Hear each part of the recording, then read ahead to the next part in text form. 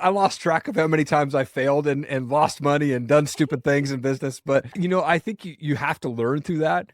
And, one of the things that, the bumps that have happened to me is one, I chased the money early on, right? When I first got into like in my early 20s, I got recruited to do a lot of multi-level marketing and things like that. And I was chasing the money. I was like, oh, I'm going to be retired by the time I'm 28, right? Like I wasn't thinking about impact. I was thinking about the money, right? And that helped me to fail very quickly and miserably. And I think filing bankruptcy helped me to learn how to better do my finances and things like that. And now I'm proud to say like, hey, we're debt free and I don't own anything. I own 2 vehicles outright. Like my wife and I are very dedicated to that. But, I've also worked a W-2 job all of my life until recently. Hey there, and you guys. This is Martha Krejci, your guide to building something incredible from the comfort of your home. Today, I'm super excited to introduce Erik Allen. So Erik's journey is not just inspiring, it's a roadmap for transforming adversity into success. Erik isn't just podcasting pro with over 500 interviews under his belt. He's a family man juggling business and homeschooling with his wife. His story isn't just about success, it's about faith, resilience, and the power of a dream. And today is going to share his story, talk about morning routines, being consistent, and getting around the right people, networking, podcasting, and more. So by the way, congratulations on your new book, Erik. We're going to talk about that. Sweet. So grab that cup of coffee, get ready for some real heart-to-heart conversations about transforming your lives and your business. So Erik, thank you so much for coming on with me. I appreciate you, man. Oh my gosh, Martha, it's such an honor to be here and be part of your show. I'm so excited to be here. This is exciting. You guys, you may not know this, like if you're listening to this way in the future, but this is literally my very first podcast that I'm recording myself, like instead of being on somebody's. And Erik is like my favorite person to have as my first podcast because you guys some of you guys know and some of you don't, but I run Home-Based Revolution, which is like a 12-week program. We set up 7 income streams in 12 weeks and blah, blah, blah. Erik is my super friend in there who literally teaches people how to do podcasting. So who better to have as your first podcast guest, right? Come on. So excited. I'm so pumped for you and to have this show. It's going to make such an impact. Let's go. Let's go. Cool. All right, Erik. So let's kick things off by getting to know you a bit better or letting them get to know you a bit better, right? So could you share with us a bit about your journey, who you are, the story behind your company, and the clients or customers that you're most passionate about serving?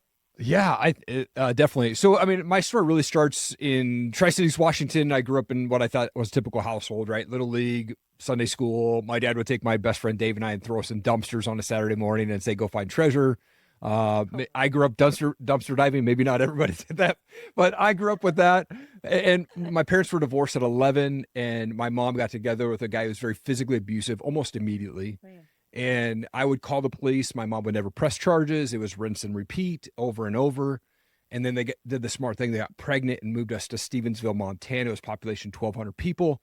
And they rented a house at 3 bedrooms. There was one for them, one for my little brother who's a couple months old, and one for my sister. And they're like, Erik, you get to live in the garage. So I literally had a plastic tarp down the middle of the garage that separated my bed from the truck that would pull in. Now, luckily, my half of the garage.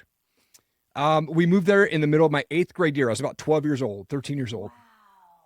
Yeah. So luckily my half had the fireplace though. So it would keep me semi-warm until it got to, 1, 2 a.m. and it would go out, and then the negative degrees. But I mean, so cold sometimes where I would wake up and see my breath. Like it was cold out there for sure. But there's a moment that happened when I lived there that changed the trajectory of my life for 10 years at least. And I was about 13 years old. They came home arguing. Wasn't anything different than any other night. But I remember brushing my teeth and I just felt God go, dude, you've got to turn around to see what's going on. And so the way the house was set up was behind me was the kitchen to the pantry to the garage door. And as I peeked around the corner, I saw this man on top of my mom. Boom, boom, boom. And I just had this 20 seconds of courage. And I walked up and I grabbed a cast iron pan and I swung as hard as I could and I split the back of his head open. Oh my word. And he turned around, he didn't knock him out. And he said, what? Then as he did that, I smacked him again in the forehead. And I hit him so hard the second time, I'd actually fallen over And I remember him standing up over me. He was yelling. He was bleeding. My mom jumps up like Mama Bear, hits him like 6 punches in a row. Blood's on the wall. I mean, crazy movie scene. Oh my gosh. Cops show up, take him to jail. My mom doesn't press charges. It's rinse and repeat again. And I actually thought I was a hero in that moment. But what it ended up happening was, with 3 months left of my freshman year of high school, just down the road a little bit, I got kicked out of the house. And I had to go stay with a buddy of mine, and then move back to live with my dad in Washington for my sophomore through senior year of high school, which he stayed at his girlfriend's house, so he was never home. So I had freedom. I got into drugs and alcohol very early on. Wow. So I was getting stoned before school, after school, during lunch. And when I was a senior in high school, I got arrested for having a bong. I had to go to jail for 24 hours, black and white chain gang on, bright orange slippers.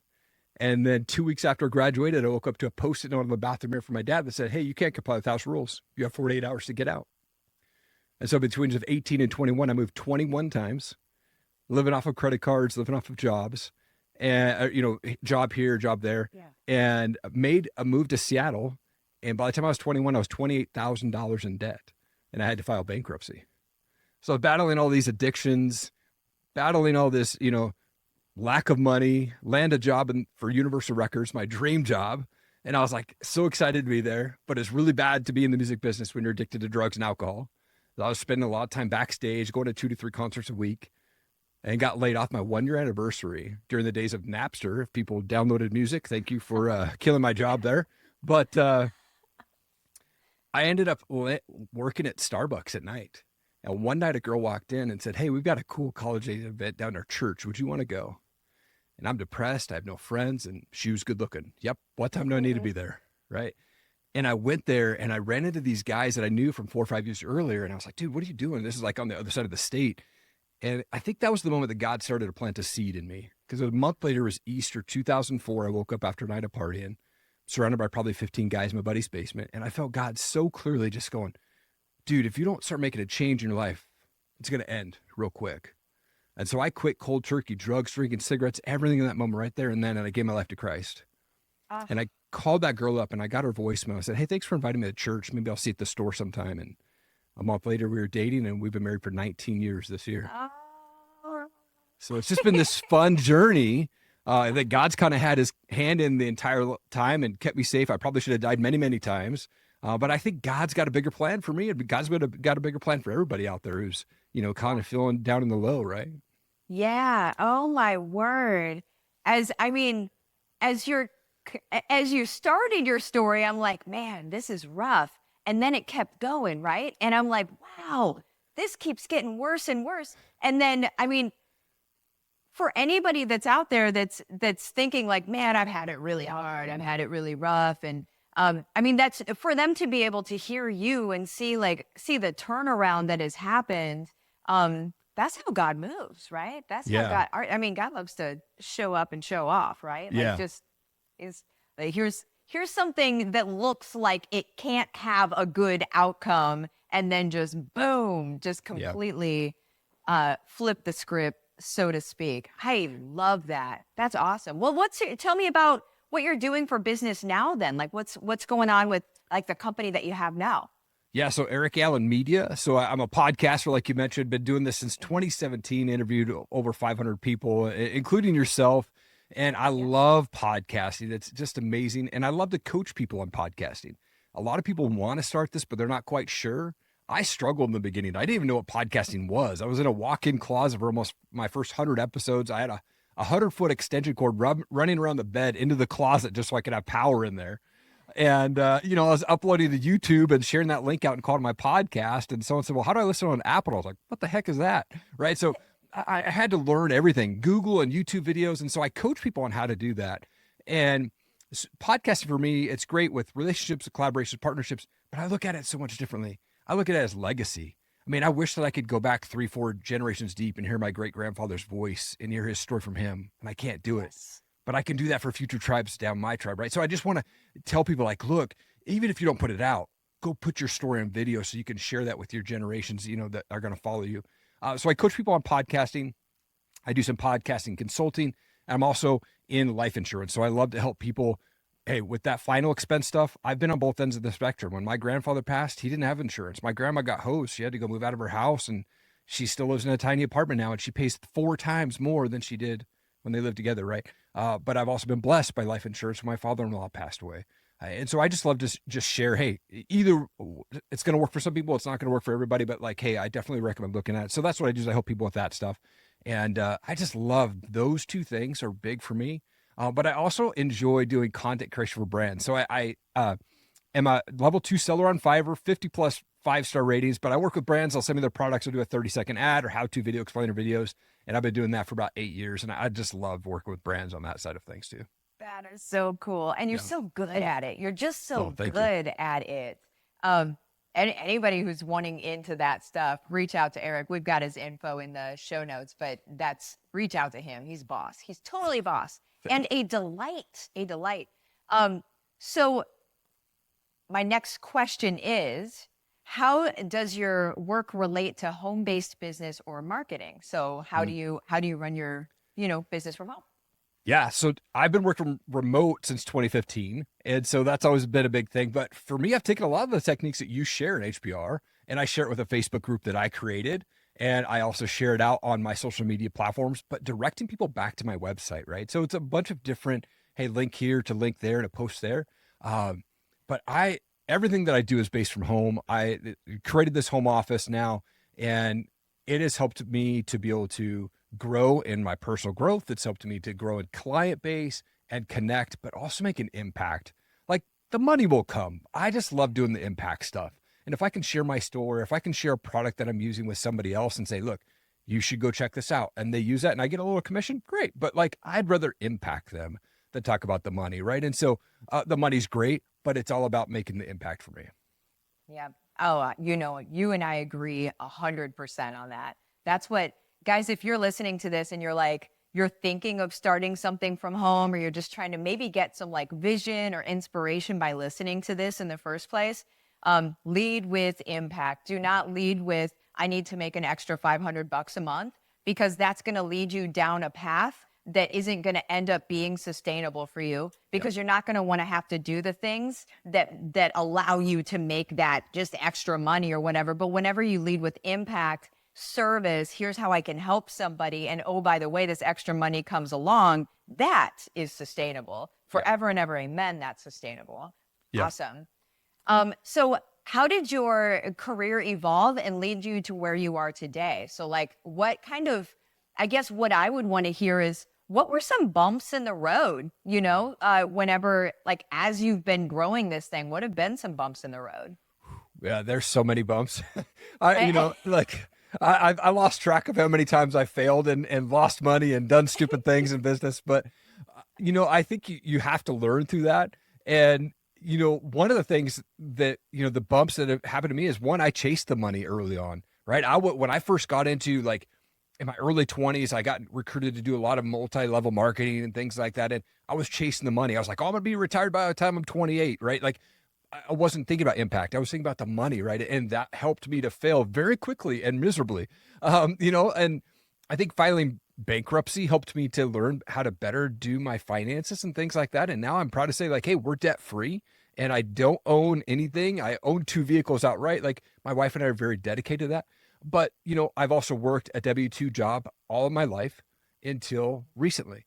And in December of last year, I got laid off from a company I'd been with for almost 4 years. I hit 120% of my goal, and they still let me go, along with 500 other people. And so what I've always known, but this was just the confirmation for me, right, is all employees are just numbers to a company. But if we look at it like they're also a number to us, right? We're not going to be loyal to them. They're not going to be loyal to us. They're just fulfilling the paycheck. And I got into insurance back in October, passed my exam, was planning to do it part-time. And then this happened literally 3 days before my birthday. They're like, hey, by the way, we're going to let you all go. And I had to go downstairs and tell my wife, hey, I've been laid off and I no longer have a job. And so it was one of those moments where I was like, okay, I've always felt peace though the whole entire time, because I know that God's in control. And God's helping me to guide me to a better and bigger place that I can make a better impact. And so those type of bumps are going to come along. And I think if we allow that to hold us back and play the victim mentality, we're going to get stuck there. But if we look at it like, man, that door closed and there's another door opening where I can make an impact, that's where things start to happen. And so, yeah, lots of challenges, lots of failures. I spent a lot of money on coaching gurus out there that didn't pursue anything right. And I'm so glad to be where I'm at today, though. Yeah. Oh man, isn't that the truth? The coaching and guru space is uh thick. Yes, That is a big space, the guru space. totally. I think some of the best advice that I ever got was don't try to learn from somebody that isn't where you want to be. Yeah. And then I added on to it and said, in the way that you want to be there, right? Yeah. So there's people that are where you want to be, maybe financially, but are they doing the things you would want to do in order to get there? That's the Yes. thing. And especially when you talk MLM and stuff, sometimes it's just like a bunch of messages to people. And I'm like, I would not do that. Yeah. So Yeah. so whether they're successful or not makes no difference to me because I'm not willing to send 100 messages a day to people that I don't know. Right. Just not going to happen. So here's a question for you. Yeah. I'm excited about this answer. So based on your experience, what are some emerging trends in home-based business and marketing that our listeners should be particularly excited or prepared for? Man, I think Yeah. right now in the world of AI, Mhm. we're the best way to be personable and connect with people is be authentic, be real. Like if you're struggling with something or if you're not quite where you want to be, seek out people like you said that are where you're at, but doing the things that you want or that you morally want to do to get there, right? And I think if we can be authentic, and if we can be real, that's the trend that I think we're seeing. There's going to be a lot of people that are using AI and sometimes creating videos where they might look at this and go, was that AI or is that real, right? Yeah. I think being real and authentic is the trend that we're going to start to see, even with all this AI coming on. And that's what's going to make the impact. I think AI, as good as it is, people are going to be able to decipher like, yep, that's an AI video, or yep, that's an AI voice. But if we're real and we're authentic, that's going to make the impact. And I think just that's where we should be seen in the trends in home-based businesses is be real, be authentic. If you're not making $1 million a month, don't say you're making $1 million. Don't fake it till you make it. Just be who you are. And that's what will make the impact. Yeah, man. Amen to all of that. It almost takes me back to the days of when automation became a big thing, right? Yeah. And everybody was trying to automate themselves right out of their business. And it was like, okay, well, you're doing it wrong because automation should take the place of things that you do over and over and over again that really don't require you to do, right? Yeah. But the things that require you, like the talking to people and like doing videos, that should still be you because there should be some semblance of you in there. That's the whole attraction point. Yeah. And so now we're kind of like re-entering that same thing again with AI. AI is great Totally. for a lot of things, but like you said, with making video and that sort of thing, there, I mean, maybe for some videos, but for the ones that are like this, where you can't fake talking to another person. You know what I'm saying? Like Right. we need to have real, actual conversations because very quickly people will starve for them because Yes. they'll see so much digital content that isn't real that they will starve for the thing that is. So go ahead and continue being real moving forward, right? Absolutely. I mean, AI, like you said, AI is great. I use AI for a lot of video stuff and a lot of content stuff, but you have to be yourself. You have to be authentic to make that impact. Yeah, 100%. Love that. Great advice. What advice, now again, we're just going to get all sorts of advice. What Love it. advice would you give to parents who aspire to start their own home-based business? So parents in their own home-based business.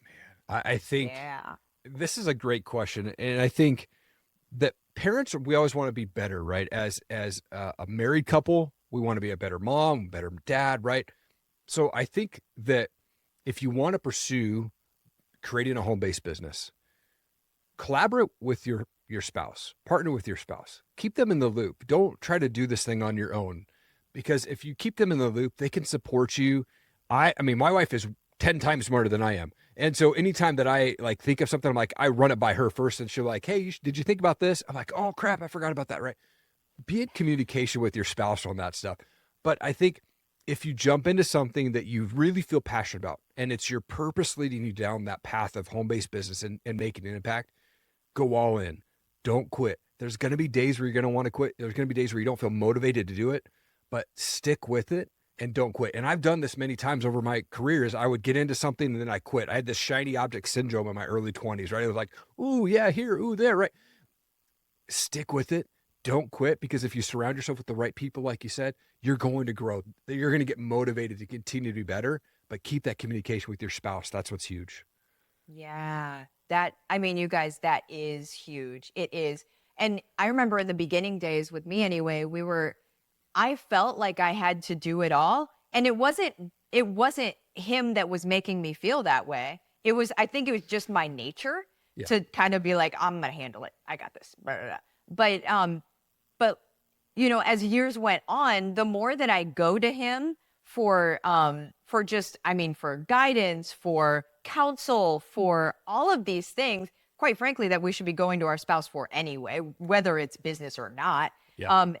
Whenever I do that, I allow him to be able to help build this thing, which is so cool, instead of me even being able to take all the credit for it. You know what I'm saying? Mm-hmm. It's a weird thing. I didn't know I had set myself in that position of like, it was all me. But whenever I was able to bring him on board with his advice and his counsel, now it's him and me, and that's a place that I want Nora, our daughter, to see, right? I want her to see mom and dad working together to do this thing. I love that you said that. That's so good.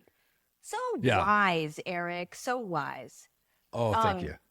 Yeah. Well, you can, we'll clip that out for you to be able to send to your wife. Yeah. She knows that I'm kind of the face of stuff, but I 100% utilize her for the smarts of the business, right? Right. I get it. My husband's way smarter than me. Can you elaborate? Okay. Now we're talking about tools. Okay. So can you elaborate on the tools, resources, or strategies you find most effective in running a home-based business? Ooh, consistency is number one. I think you have to be present if you want to make the impact, right? So like, be consistently dropping a post or your podcast. I think if we relate it to podcasting, 90% of people quit after episode 7.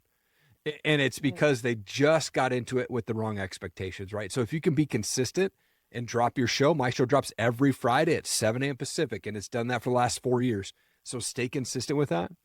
And what helps me do that is, one, I use a Riverside platform for recording, and I use AI for chopping it, shorts and reels up. I use a platform called video.ai, vidyo.ai. Amazing platform, saves me a ton of time. And then I'm actually still old school. I actually edit all my podcasts myself still. So I just take the timestamp from video, drop it into the full-size version on my iMac, crop the trailer, and I'm done in 20 minutes, where it used to take me hours and hours to review all of the editing. So utilize AI in that stuff. But that type of stuff, if you can be consistent and you can schedule, like using Buffer or any of those scheduling apps, right? That's what's going to help you stay consistent and grow your business on the home-based business. Whatever that business is for you, but stay consistent and get in front of the clients that are going to want to use your products. And that's where you can make that impact. Awesome. Yeah. And video.ai has, they have a free version for you to try out also. It's not huge, but it allows you to upload like an hour a month or something like that. Yep. And it'll make the clips for you. So before you even have to pay for it or anything, feel free. That's a very, very cool thing. It's got a little smart thing. I don't think that's on the free one. Anyway, there's a thing where it's smart clips, and it'll pick out like little pieces of your, it's so smart. It's so smart. So, okay, now this is what I think everyone is wanting to hear right now, okay? So let's talk about strategies for getting booked on shows and then booking big names on your podcast. Ooh, I love this. Yeah. This is awesome. I know, it's your lane, man. I love this. So if you're wanting to get booked on other people's podcasts, there's a ton of Facebook groups out there. You can literally just search on Facebook, podcast guest. Tons will pop up in there. And you can drop your story and you'll get booked on shows. In 2020, I set a goal to be a guest on 50 podcasts. I only did 25, and I was really pissed off at myself at the end of the year. I was like, seriously, that's all you got? So I went into 2020. I said, I'm going to be a guest on 100 podcasts. Now, I was also running 2 podcasts at that time. So I was going to release 100 of my own and be a guest on 100. And I said, I'm going to do this thing. And so I started dropping my name in these Facebook groups once a quarter. And by the end of the year, because of referrals and people who heard me on other shows, I finished the year doing 104 interviews on other people's shows, and I released 100 of my own. And so if you want to be a guest on other people's shows, go to those Facebook groups and do that. But here's also the thing. Go find other podcasters that talk about the same sort of subjects and topics and say, hey, would you be willing to do a show swap? You come on my show, we'll promote you, and I can join you on your show. Find someone that's on that same level. Maybe they have a little bit more downloads or a little bit bigger show than yours. That'll kind of help you continue to grow, but you never know who's going to listen to that show that you're on. I did a guest spot on a show out of Tennessee, and a radio station out of Tennessee heard that episode, contacted me, had me on their show, and that episode that I was on that radio show had 50,000 downloads in 2 weeks, all because I was on one podcast that led me to that, right? So be a guest as much as you can on other people's shows. That's the best way to market your brand. Now, to book the big names, I made the big mistake early on where I was literally had this template and I would just change the name and I would email them or I'd send them an Instagram DM and it was like, hey, this is who I am and I want you to come on my show. Don't do that. Like, here's what I do. I literally will pull out my phone. What not to do. Yeah, exactly. Yeah. So now what I do to book the big names, and I've been blessed to speak with guys like Ed Milet and yourself and Brad Lee and Tim Story and John Gordon. What I would recommend doing is you take out your phone and do a 30-second video, selfie video. And I literally would say like, hey, Ed, what's going on? It's Erik Allen out here in Coeur d'Alene. You just dropped your new book, Power of One More. It is so good. I want to help you promote that book. Let's have you jump on the show. It won't take longer than 30 minutes. We'll talk soon. That's it. 30 seconds. Okay. But you want to approach it as how you can bring value to them. Don't say, hey, I want you to come on my show. Here's the thing. If you were to go up to Ed Milet or Bradley and say, hey, can I go pick your brain for 30 minutes? They're going to say, heck no. But if you're like, hey, I want to help you promote this thing, they'd be like, absolutely. I want to join on your show, your podcast. So figure out how you can bring value to them and approach that interview request to them that way. Very cool. That is, guys, if you did not just hear that advice, you need to rewind and listen again. I don't know if you were driving and you just zoned off for a second, but you need to come back, rewind, and listen to that again, because that is how you get on people's radar, by helping them out, by seeing something they're obviously wanting to promote, and then just inserting yourself there as value, inserting yourself as a way to be able to help them accomplish the goal that they're trying to accomplish. And then by nature, the rest happens. Again, it's impact first, right? It's impact first. I love that. The other thing I would say is I book 99% of my guests through Instagram DM with those videos. Ooh. So I don't even Instagram DM. I just send them that video, comment on their post so they kind of start to recognize your name. And then when they see that DM pop up, they go, oh yeah, that guy's been commenting. What's he talking about? And they pop it open. They got this video from you. They're going to get engaged. That's good. That's good. That's really, really good. Cool. Okay, now we're going to talk about your book. Okay. Ready? Yeah. So you have a book that's about to be launched, right? So can you tell me a bit about it and also like what inspired you to write it? Like where did this come from? Yeah. So I got asked to write a story, write my story into a book a couple years ago. And I've never been a good writer, never considered myself a good writer. In fact, like if I don't even like doing emails, I'd rather just open up my phone and record a video and send it to somebody, right? Like I'm not that good. But what I really wanted to do was put my story out there where it kind of falls into legacy perspective, right? So like future generations can go and read my book. It was a tough sort of transition for me to go into writer mode. And it took me about a year to write it. And it's probably only 35,000 words, something like that, which equates to a little bit over 100 pages. But I really wanted to, one, share my story, but also share that we're all one choice away from changing our life. It doesn't matter what your background is, what happened to you, what you did. You can choose at any point to change your life. And once we realize that our past and other people's opinions of us don't define our future, that's when we can step into this massive opportunity to make an impact. And so my story talks about the trials, the tribulations, the challenges that I went through, the early on, the childhood, all of that stuff, but also like, how did I get to change? Like, how did I get to be where I'm at today? I had to change my environment. I had to change the people I was hanging around with. I had to change my mindset. I had to start reading books because I'd never read books before that, and so my book really gets into like the power of mindset, really setting those morning routines and having those high standards and being disciplined to get those, do those daily habits that get you on the right path and keep you there, right? And if you fall off track, then get back on track. But how do you do that, right? You've got to surround yourself with the right people, and you're not always going to feel motivated to do certain things. I'm doing 100 push-ups a day in 2024. I'll tell you, every day when I wake up, I don't feel motivated to do 100 push-ups, but I'm pushing myself every day because that's a goal that I did, right? Yeah, that's very cool. Oh my gosh. I can't wait. And so when did you say it's coming out? So it's in editing right now. First draft has been edited. I have sent it to my wife to do one final read through because, again, she's the smarter one of the family. And so I'm having her double check it. But once she does that, I've got a publishing company already set up, and I'm going to send it to them. And I would love to have it out by the summer is what we're shooting for. Awesome. Well, we'll make sure that we share it whenever it's out. So Thank you. we'll get some eyeballs on that too. That's very, very exciting. That's so cool. Whenever it comes out, I know that you're a dad and a man, but you're gonna feel like you just gave birth to something, and it's gonna be it's gotta, because I know whenever mine came out, I was like, what? When you see it in your hand, when it gets delivered to you, like in the mailbox, and you like are touching it, yeah, there's something, I think, for kids like us that didn't grow up with a whole lot, that it's almost like this just, what kind of life is this even? Yeah. Like, where am I? What, Yeah.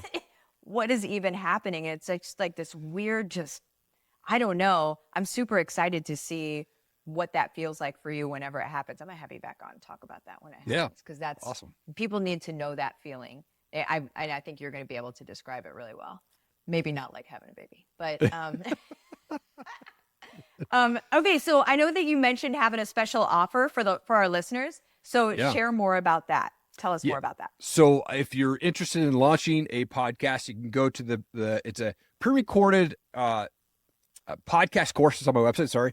And so I think it's about an hour and a half, maybe total video. So it's not that long, but it deep dives into exactly the mindset and how to start, run, and launch your podcast. And typically when you buy that course, you get 4 weeks of sponsorship on my podcast, so I can help you promote that. But anyone that's listening to this show, if you go to do that, it'll actually be 8 weeks of sponsorship that I would give you for free. So additional to 4, plus additional 4. If you heard it on this podcast, just tag me. I'm going to reach out to you as soon as you buy the course, and I'll say, hey, how'd you hear? Let me know it came from Martha, or you heard it on the podcast. And then we're going to offer that 8 weeks of sponsorship for you, because I want to help you promote your show. So we have the pre-recorded course version, but if you want to work with me one-on-one, I also offer that as well. And again, that offer would still stand for the 8 weeks of free sponsorship. Oh, that's so cool, you guys. The free sponsorship, sponsorship's where it's at, to be able to get in front of people that are your audience, like that's just solid. It's so, so good. Man, that's very cool of you. Thank you. Yeah. So where can the audience reach you? Where are you most active? Where can they find you?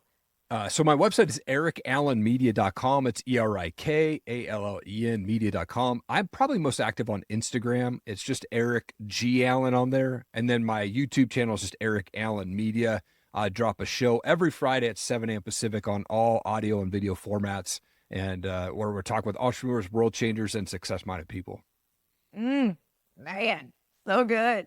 All right. So as we wrap up, what final thoughts or pieces of wisdom would you like to leave with our listeners, especially those looking to make their mark in the home business world? Yeah. So nugget time. Man, I love this. This is real briefly, like one of the things that I want to do for a really long time is just be a full-time entrepreneur. And I went to an event down in California where I met a guy named Kelly Cardenas, and an amazing man, loves the Lord. And him and I went to go watch the sunrise one time. And I was telling him, like, dude, I just want to be a full-time entrepreneur.